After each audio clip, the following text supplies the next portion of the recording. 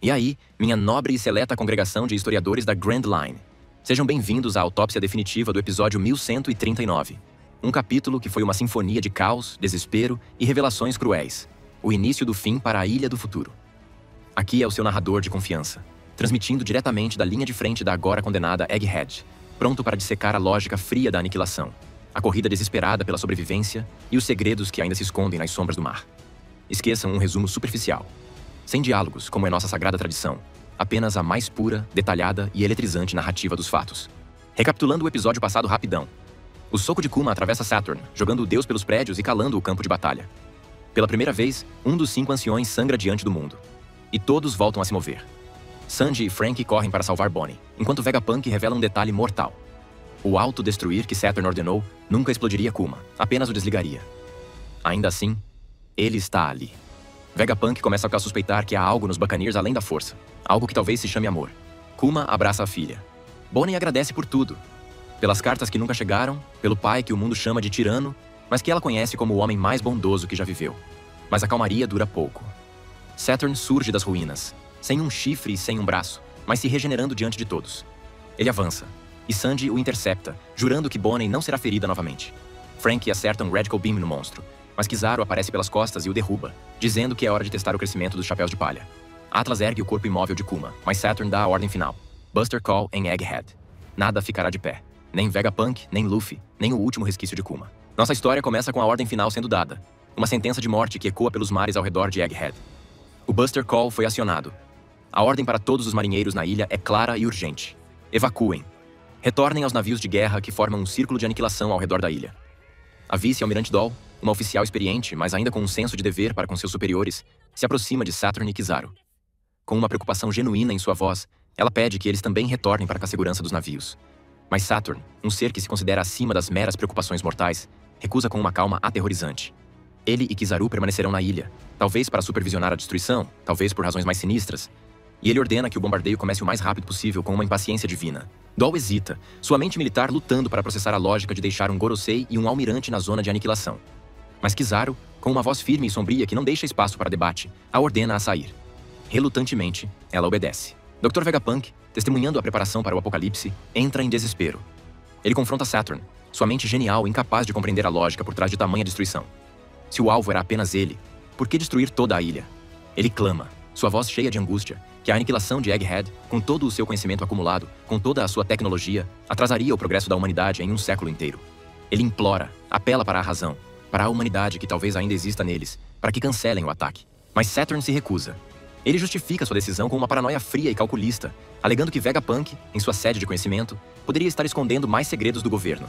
E então, ele revela sua filosofia mais sombria, a verdadeira ideologia dos dragões celestiais. A humanidade, em sua visão, não precisa de mais avanços. O progresso é perigoso. O conhecimento é uma ameaça à ordem estabelecida. A crueldade de Saturn, no entanto, atinge um novo e mais pessoal patamar. Com um prazer sutil em sua voz, ele informa a Vegapunk que o navio que evacuava os pesquisadores de Egghead, os civis inocentes, seus colegas e amigos, recebeu ordens para ser caçado e destruído no mar. Vegapunk fica em choque absoluto, seu rosto se contorcendo em uma máscara de horror e incredulidade. Saturn justifica a decisão, dizendo que os pesquisadores, por terem trabalhado com Vegapunk, poderiam saber algo sobre o século perdido, então era mais seguro, mais eficiente, eliminá-los todos. Vegapunk, lívido de raiva e dor, grita que eles não sabiam de nada, que eram apenas cientistas, inocentes. Saturn, com um desdém final, joga a culpa no próprio gênio. É sua culpa por tê-los arrastado para sua perigosa e proibida sede de conhecimento. Enquanto os marinheiros embarcam apressadamente em seus navios, os pacifistas Mark III, as armas perfeitas de Vegapunk, recebem a ordem de permanecer na ilha, agora como obstáculos letais para a fuga de seus próprios criadores. Sanji, assumindo a liderança tática de seu grupo, grita para Franky e Atlas correrem para o foguete a vácuo e se reunirem com todos na Labofase. Bonnie, com o olhar perdido, mas ainda preocupada, pergunta sobre o destino de Vegapunk e Kizaru. Sanji, com uma confiança que ele talvez não sentisse, a tranquiliza, prometendo que voltará por eles. Assim que o foguete decola, uma cápsula de esperança em meio ao caos, Sanji contata Nami. Ela informa que o grupo dela conseguiu chegar à entrada dos fundos da Labofase e pergunta sobre a situação dele. Ele relata o horror que presenciou. A regeneração de Saturn, a traição de Kizaru e a ordem do Buster Call. A notícia cai como uma bomba na Labofase, e Nami, Chopper e Usopp reagem com o pânico de quem já sobreviveu a essa experiência em Enies Lobby. Nami, em desespero, pergunta por Luffy, mas Sanji admite que, na confusão, o perdeu de vista. A situação se complica ainda mais a cada segundo. Nami revela que Zoro ainda está travado em uma batalha de vida ou morte com Lucci, e que Jinbe, o timoneiro, foi enviado para uma missão quase impossível de arrastá-lo para longe da luta. Ela também informa que Lilith não caiu com os outros Vegapunks e que Brook foi ajudá-la a executar um plano B para mover o Thousand Sunny. Mas então, ela dá a notícia devastadora. O golpe final em suas esperanças. O Vega Force 01, o robô gigante que era o plano de fuga original, a única coisa grande o suficiente para carregar o Sunny para longe, foi completamente destruído nos ataques anteriores. O plano A não existe mais. A cena corta para o Thousand Sunny, onde o plano B de Lilith e Brook está em ação, uma ideia brilhante e desesperada. Usando seus poderes da Yomi Yomi no Mi, Brook congelou as nuvens da ilha, criando uma rampa de gelo improvisada para um navio deslizar até a entrada dos fundos. No entanto, quando Lilith, em meio à descida em alta velocidade, pergunta como eles planejam parar o navio quando chegarem lá, Brook, com sua calma esquelética e falta de planejamento, admite que não pensou nessa parte. O pânico se instala a bordo do navio trenó descontrolado, que agora se dirige para uma colisão certa. E então, o inferno começa. O Buster Call é iniciado. Os canhões dos navios de guerra disparam em uníssono, e uma chuva de fogo e destruição começa a cair sobre a Fabriophase. Prédios explodem. A tecnologia de uma vida inteira é reduzida a cinzas. Vegapunk assiste, impotente, enquanto sua casa, sua obra, seu sonho é sistematicamente aniquilada. Para piorar a situação já desesperadora, Kizaru, o Almirante da Luz, entra em ação. Com um único e preciso feixe de luz, ele destrói o tubo do foguete a vácuo. O grupo de Sanji, que estava a segundos de alcançar a segurança da Labofase, despenca do céu. Sanji, em um ato de puro reflexo e cavalheirismo, se move para resgatar seus companheiros em queda livre. Mas Saturn, vendo a cena de seu trono improvisado, emite uma nova e cruel ordem, talvez seu ato final de tortura psicológica contra a família Kuma. Ele comanda os pacifistas a ignorarem os outros e a concentrarem seu fogo em Kuma e Bonnie. Ele chama isso de um destino adequado para o homem que jogou fora sua vida por sua filha, rotulando as lutas e o sacrifício de Kuma como o ápice da tolice. Vegapunk assiste horrorizado, enquanto seus próprios soldados, com o rosto de seu amigo, se preparam para executar a filha dele, cumprindo a vontade de um monstro. Em outro lugar da ilha, o mistério do desaparecimento de Luffy é resolvido de forma cômica e alarmante. Ele está perto de uma das máquinas de comida de Vegapunk, agora com o triplo de seu tamanho normal, completamente empanturrado, em um coma alimentar autoinduzido e incapaz de se mover.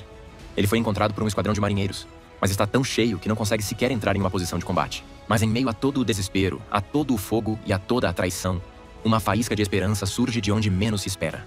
Longe da ilha, o navio que foi enviado para cometer o genocídio dos pesquisadores de Egghead não cumpriu sua missão. Ele foi afundado. Um marinheiro sobrevivente, agarrado a um destroço em meio a um mar de corpos, consegue fazer um último e desesperado contato com a frota de Kizaru. Com a voz cheia de pânico e incredulidade, ele os informa que não foi um acidente, não foi uma tempestade. Eles foram atacados. E eles estão vindo para Egghead. A identidade dos salvadores misteriosos, ou talvez de uma terceira força entrando na batalha, permanece um segredo. Mas sua chegada iminente adiciona uma nova e imprevisível variável à equação mortal de Egghead. A batalha pela sobrevivência na Ilha do Futuro estava longe de terminar. E novos e poderosos jogadores estavam prestes a entrar no campo de batalha, talvez para salvar o dia, ou talvez para tornar o inferno ainda pior. E assim, encerramos mais um episódio insano dessa saga épica. Se curtiu essa zoeira, não esquece de deixar o like, se inscrever no canal e compartilhar esse vídeo com a tripulação. Afinal, a zoeira em One Piece nunca tem fim. Até a próxima e bons ventos nos mares da zoeira.